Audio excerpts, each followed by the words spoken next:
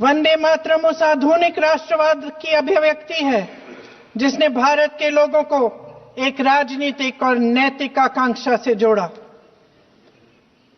जिसने भारत के लोगों को एक साझा नियति के उत्तराधिकारी, एक साझा भविष्य के निर्माता के रूप में देखा। लेकिन आज की ये बहस मुझे कुछ अजीब सी लग रही है। जैसे मैंने कहा, ये गीत देश की आत्मा का हिस्सा बन चुका है। 150 सालों से देशवासियों के दिलों में ये गीत बस चुका है। 75 सालों से हमारा देश आजाद है, तो फिर आज इस बहस की क्या आवश्यकता है?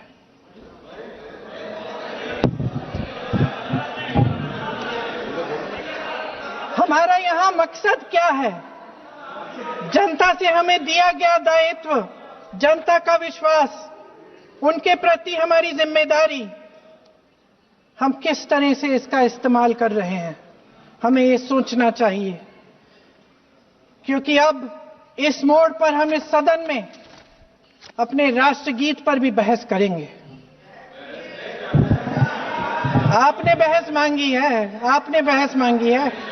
आप तो इलेक्टोरल रिफॉर्म्स की बहस नहीं मांग रहे थे कि जब तक हम इस पर बहस नहीं करेंगे तब तक उस पर बहस नहीं होगी। इसकी वजह क्या है? इसकी वजह क्या है? हम आज यहाँ ये बहस क्यों कर रहे हैं? हमारा राष्ट्रगीत है, इस पर क्या बहस हो सकती है? हम ये बहस यहाँ आज 2 वजहों से कर रहे हैं। पहला कि बंगाल का चुनाव आ रहा है, हमारे प्रधानमंत्री अपनी भूमिका निभाना चाहते हैं उसमें। और दूसरी वजह ये है, ये मकसद है, पुरानी मकसद इनकी, अध्यक्ष महोदय, कि जिन्होंने स्वतंत्रता की लड़ाई लड़ी, जिन्होंने देश के लिए बड़ी बड़ी कुर्बानियां दी, उन पर सरकार नए आरोप लादने का मौका चाहती है।